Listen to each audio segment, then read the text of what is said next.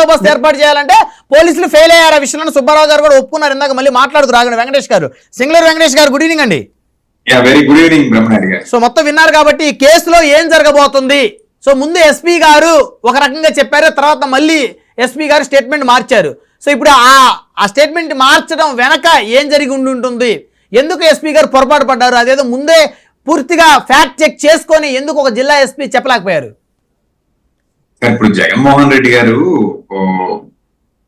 సామాన్యమైన వ్యక్తే కదా, ఎక్స్-సీఎం. అవును, ఎక్స్-సీఎం వెళ్ళేటువంటి ఒక పర్యటనలో ఏం జరిగినప్పటికీ కూడా పబ్లిక్ రియాక్షన్ ఎలా ఉంటుందంటే ఇమ్మీడియట్ రెస్పాన్స్ కోరుకుంటారు పోలీసులు. నేనేదో ఇన్వెస్టిగేషన్ చేసి ఒక 24 గంటల తర్వాత 48 గంటల తర్వాత నేను ప్రెస్ నోట్ రిలీజ్ చేస్తానంటే కుదరదు అక్కడ.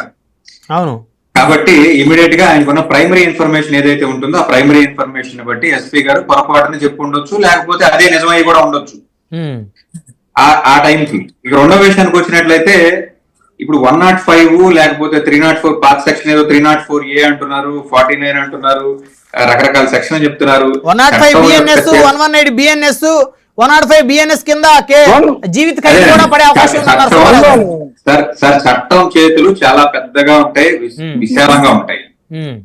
దాంట్లో పాపం జగన్మోహన్ రెడ్డి గారితో ఆగిపోయారా, లోపల ఉన్నటువంటి వెహికల్ లో ఉన్నటువంటి నాయకులతో ఆగిపోయారా, లేకపోతే వెహికల్ మీద ఎక్కి గంతులేస్తున్నటువంటి కార్యకర్తలను కూడా పెడతారా, చుట్టూ ఉన్న 1000 మందో 10,000 మందో, లేకపోతే ప్రతిపక్ష అధికార పక్షం వాళ్ళు చెప్తున్నట్లు మొత్తం కలిపితో 10,000 మంది కన్నా ఎక్కువ మంది వచ్చి ఉంటారండి అని కూడా చెప్తున్నారు. కాబట్టి వాళ్ళందరి మీద కేసు పెడతారా ఏంటి అనేది చూడాలి. ఇక్కడ ఏదో తాత్కాలికంగా ప్రభుత్వం ఏదో హైప్ చేసుకోవాలి కాబట్టి జగన్మోహన్ రెడ్డి గారి మీద అర్జెంట్ గా కేసు కట్టాలి, ఏదో కేసు కట్టాలి అంతే. అంతేగాని జగన్మోహన్ రెడ్డి గారు ఇంటెన్షనల్ గా తొక్కిచ్చు, సెంగైన్ తొక్కిచ్చు అని చెప్పేసి నేను చెప్పలేదు కదా. ప్రేరేపితం అని చెప్పేసి ఎప్పుడు అంటారు? చిన్న పనులు ప్రేరేపితం అని ఎప్పుడు అంటారు బ్రహ్మనాయుడు గారు? ప్రేరేపితం ఆయన ఉద్దేశపూర్వకంగా చేసిన దాన్ని ప్రేరేపితం అంటారు, చేపించిన దాన్ని. కానీ ఇది ప్రమాదవశాత్తు ఒక పెట్టిన సెక్షన్స్ ఏంటి? పెట్టిన సెక్షన్స్ లో నెగ్లిజెన్స్ ఎక్కడ ఉందండి? నెగ్లిజెన్స్ ఎక్కడ ఉంది? వెహికల్ ఏమన్నా ఓవర్ స్పీడ్ లో ఉందా? వెహికల్ ఓవర్ స్పీడ్ లో ఏం లేదు. పోనీ సింగయ్య గారి మీద నుంచి వెహికల్ దాటి వెళ్ళిపోయిందా? అలాగే కూడా ఏం జరగలేదు. అక్కడ జరిగింది ఏంటంటే యాక్సిడెంటల్ గా అతను కారు కింద పడడం జరిగింది. తర్వాత ప్రతి రాజకీయ నాయకుడి యొక్క పర్యటనలో జరిగే కార్యక్రమాలే ఇవన్నీ కూడా. చంద్రబాబు నాయుడు గారు సబ్జెక్టు కరెక్షన్ 8 మంది చనిపోయారు కదా మురుక్కాలలో పడి, గుర్తుందా మీకు? 2022 కందుకూరులో. 23లో పవన్ కళ్యాణ్ గారు సింహాచలంలోనూ సంథింగ్ ఎక్కడో ఒక ర్యాలీ చేస్తుంటే ఒక యంగ్స్టర్ 20 సంవత్సరాల యంగ్స్టర్ చనిపోయాడు, 3 యాక్సిడెంట్ గురయ్యారు అదే ర్యాలీలో. ఇవి రాజకీయ నాయకులు వీళ్ళ యొక్క పర్యటన టైంలో ప్రభుత్వాలు చాలా విస్తృతంగా పనిచేయాల్సినటువంటి పరిస్థితి ఉంది. అందులో ఈ రాష్ట్రంలో జగన్మోహన్ రెడ్డి పర్యటనలు చేస్తున్న పరిస్థితి చూస్తున్నట్లయితే, మీరు ఇంతకుముందు పొగాకు రైతులను పరామర్శించినప్పుడు గానీ, మిర్చి రైతులను పరామర్శించినప్పుడు గానీ, తెనాలి వెళ్ళినప్పుడు గానీ విస్తృతంగా ప్రజలు వస్తున్నారు కదా. ఈ ప్రజలు వచ్చేటప్పుడు భద్రతా చర్యలు ఏ మేరకు తీసుకోవాలనేది తెలీదా?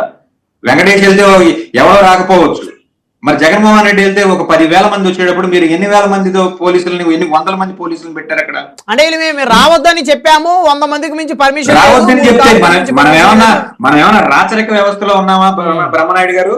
అంతేలేండి. ప్రభుత్వం రావద్దని చెప్తే ఆగడానికి, లేకపోతే ఒక ముఖ్యమంత్రి రావద్దని చెప్పి జగన్మోహన్ రెడ్డి గారు కూడా చాలా సార్లు చెప్పారు. ఆగారా చంద్రబాబు నాయుడు గారు చుట్టూను, పవన్ కళ్యాణ్ గారు చుట్టూ వచ్చే జనాలు? ఎందుకు ఆగుతారు? వాళ్ళ అభిమానం, వాళ్ళ ఇష్టం. అదే పవన్ కళ్యాణ్ గారు అయితే కారు మీద కూర్చుని మరి పర్యటన చేసిన సందర్భం ఉంది కదా.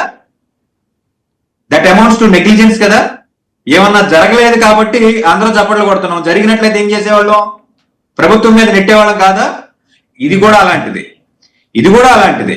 కాబట్టి ఇక్కడ జరిగినటువంటి వ్యవహారం ఏదైతే ఉందో దీని మీద కేసు కట్టారు, డ్రైవర్ మీద కేసు కట్టారు, అంతవరకు ఓకే. ఈ జగన్మోహన్ రెడ్డి అటు పక్కన కార్యకర్తల్ని పరామర్శించుకుంటా అతను వ్యవహారంలో అతను ఉన్నాడు, అతని మీద కూడా కేసు కట్టారంటే అమ్మటి రాంబాబు గారు చెప్పినట్టు సపోజ్ ఇప్పుడు బస్సు యాక్సిడెంట్ జరిగితే బస్సులో ఉన్న వాళ్ళందరి మీద కూడా కడతారా అని చెప్పి వ్యంగ్యంగా అన్నారో నిజంగా అన్నారో తెలియదు, కానీ ఇది కూడా అలాగే ఉంది. అంటే మీరు ఒక సీనియర్ అడ్వకేట్ గా వెంకటేష్ గారు, ఏ సీనియర్ అడ్వకేట్ అయినా దీనికి పెద్ద అడ్వకేసీ ఏం తెలియాల్సిన పని లేదు సార్. అంటే ఇప్పుడు ఈ కేసు ఇప్పుడు ఏం చేయాలంటే నిర్లక్ష్యంగా వాహనాన్ని నడిపి నేరపూరితమైనది కాకపోయినప్పటికీ కూడా ఆ కాజింగ్ డెత్ గాని జరిగినట్లయితే దానికి సంబంధించి ఈ సెక్షన్స్ ని డ్రైవర్ మీద ఇంప్లికేట్ చేయాలి, వెహికల్ ని సీజ్ చేయాలి, ఈ కార్యక్రమాలన్నీ ఉంటాయి. దాన్ని ఎవరు కాదనట్లేదు. కానీ కావాలని ప్రతిపక్ష నేతని అరెస్ట్ చేయాలనో లేకపోతే వీళ్ళు అరెస్ట్ వరకు కూడా వెళ్తారని నేనైతే అనుకోవట్లేదు. కానీ కాకపోతే ఏంటంటే 2 రోజులు వార్తల్లో పెట్టాలి, జగన్మోహన్ రెడ్డిని 2 రోజులు వార్తల్లో పెట్టాలి. అంతకు మించి దీని మీద వీళ్ళు సాధించేది కూడా ఏం లేదు. గత ప్రభుత్వంలో జగన్మోహన్ రెడ్డి నిలబడతారా కోర్టులో ఈ కేసు నిలబడతాంటారా? డ్రైవర్ మీద అక్కడ జరిగినటువంటి గ్రాస్ నెగ్లిజెన్స్ ఏ రకంగా ఉంది, యాక్సిడెంట్ అయిన తర్వాత ఆ వ్యక్తి ఏ స్థితిలో ఉన్నాడు, యాక్సిడెంట్ అవగానే స్పాట్ లో చనిపోయాడా, లేకపోతే ఇందాక వెంకటరెడ్డి గారు అంటున్నట్లు ప్రయాణంలో చనిపోయాడా, తానే యాక్సిడెంట్ జరిగిన వ్యక్తే తన కుటుంబ సభ్యుల ఫోన్ నంబర్లు ఇచ్చి వాళ్ళకి ఫోన్ చేయించి అక్కడ ఆల్రెడీ 108 వాహనాన్ని పిలిచింది ఎవరు, వైఎస్ఆర్సీపీ కార్యకర్తలే పిలిచారు, వాళ్ళే ట్రావెల్ చేయించారు అని చెప్పేసి అంటున్నారు. ఇక్కడ ఇంకా ఇన్వెస్టిగేషన్ జరగాలి. ఇన్వెస్టిగేషన్ జరగకుండా జగన్మోహన్ రెడ్డికి 10 ఏళ్ళు శిక్ష పడుతుంది, మినిమం 5 ఏళ్ళు పడుతుంది. ఏం సార్ ఈ చిలక జోస్యాలు? రైట్. సో ఈ కేసులో అయితే జగన్మోహన్ రెడ్డి గారికి ఏమి ఇబ్బంది లేదు అంటారు? ఖచ్చితంగా అండి. జగన్మోహన్ రెడ్డి గారికి అతనితో పాటు వెహికల్ లో ఉన్న వాళ్ళకి కూడా ఎటువంటి ఇబ్బంది. డ్రైవర్ ఖచ్చితంగా శిక్ష పడుతుంది. As per the evidence produced by the prosecution. Prosecution A evidence పంపిస్తుంది, కోర్టులో దాని సాక్ష్యం ఎంతవరకు చెల్లుతుంది, వీటన్నిటిని బట్టి శిక్ష ఉంటుంది. కానీ వెహికల్ కింద పడబోగానే శిక్ష లేదండి. రైట్. 1 by 1 కంక్లూజన్ తీసుకుందాం. 1 word కంక్లూజన్ సమయం తక్కువ ఉంది. వెంకటరెడ్డి గారు 1 word కంక్లూజన్ ప్లీజ్. సో మొత్తానికి సీనియర్ అడ్వకేట్ సింగులర్ వెంకటరెడ్డి